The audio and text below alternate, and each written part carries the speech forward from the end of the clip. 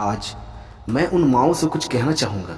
अगर थोड़ी सी भी टाइम मिले तो मेरी ये वीडियो टाइम निकाल कर एक बार ज़रूर देख लीजिएगा। अगर देख लोगे तो शायद आप अपने बेटे को, जिसको मौत से भी बदतर ज़िंदगी जो सास और बहू की झगड़े की वजह से मिल रही है, शायद उसकी ज़िंदगी बदल जाए और वो भी अच्छी और खुशहाल ज़िंदगी जी पाए। ऐसा नहीं है कि हर बहू अच्छी होती है और ऐसा भी नहीं है कि हर बहू अपने सास को माँ मानती है। प्रॉब्लम उधर भी है, लेकिन आज मैं उन माँओं के बारे में कहना चाहता हूँ जो बहू को अपना दुश्मन मानती हैं। वो बहू कितना भी कुछ कर ले, लेकिन उसकी अच्छाई की, उसकी सास की नज़रों में कोई कीमत नहीं रहती। आज मैं उन माँओं से कहना चाहूँगा कि आपकी बहू तो किसी और की बेटी है, इसलिए आप उससे प्यार नहीं करती, उसकी तकलीफ दर्द नहीं समझती। लेकिन आपका बेटा तो अपना है, वो तो आपका अपना खून है। लेकिन मुझे तो लगता है आप अपने बेटे से भी प्यार नहीं करती, क्योंकि जो माँ अपने बेटे से प्यार करेगी वो अपनी बहू से भी प्यार करेगी और उसको भी अपनी बेटी मानेगी। लेकिन ऐसा होता कहाँ है? एक बहू कितना भी क्यों ना कर ले, वो बहू से कभी बेटी नहीं बन सकती। मैं उन माँओं से कहना चाहूँगा कि आपकी अपनी बेटी कितनी भी बड़ी गलती क्यों ना कर दे, वो गलती आपको हमेशा छोटी ही लगती है। लेकिन एक बहू एक छोटी सी भी गलती क्यों ना कर दे, वो गलती एक सास की नज़रों में बहुत बड़ी गलती हो जाती है।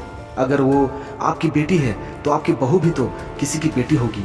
गलती उससे भी तो हो सकती है ना, वो भी तो इंसान है, गलती उससे भी हो सकती है। जब एक सास अपनी बहू को सुबह से लेकर शाम तक ताने मारती रहती है और इतना ताना सुनने के बाद अगर वो बहू गलती से भी एक बात बोल दे तो जैसे उस घर में पहाड़ टूट पड़ता है कि तेरी इतनी हिम्मत कि तू मुझसे जुबान लड़ाए। ये सब घटना जो आपके घर में घटता है और आप लोग जो इस तरह घर में झगड़ते हो, आप दोनों शायद ये भूल ही बैठते हो कि आपके इस झगड़े में उस बेटे पर या उस पति पर क्या असर पड़ रहा होगा। क्या उसे ये सब अच्छा लगता है? वो तो अंदर ही अंदर घुट घुट कर मरता रहता है और ये तकलीफ वो दुनिया में किसी को नहीं बता सकता और फिर वो नशे की लत पकड़ने पर मजबूर हो जाता है। अगर वो बेटा अपनी माँ को समझाने जाता है तो माँ को लगता है कि ये अपनी बीवी को ना बोलकर मुझे समझाने आया है और वो इस दुख में मरने की कोशिश करने लगती है कि मेरा बेटा अपनी बीवी का गुलाम बन गया है और अपनी बीवी को ना बोलकर मुझे बोलने आया है।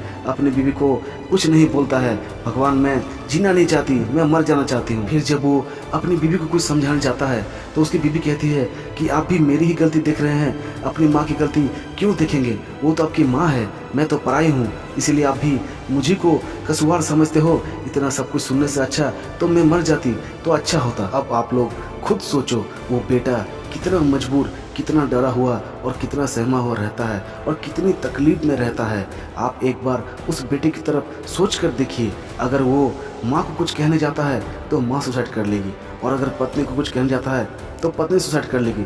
लेकिन वो बेटा अपनी माँ से भी बहुत प्यार करता है और अपनी पत्नी से भी बहुत प्यार करता है। वो अपनी तरफ से शिकायत का एक मौका नहीं देता है। इतना सब करने के बावजूद भी वो बेटा कसूरवार हो जाता है। सास और बहू के इस झगड़े में कहीं आपका बेटा कहीं कुछ कर ना ले, उसके बाद आप दोनों झगड़ते रहना, क्योंकि वो बेचारा तो मन ही मन रोता रहता है, लेकिन किसी को कुछ कह नहीं पाता और अंदर ही अंदर मरता रहता है। मैं उन माँओं से कहना चाहता हूँ कि एक बहू को ज़्यादा कुछ नहीं चाहिए होता है, बस आपकी जुबान से दो मीठे बोल।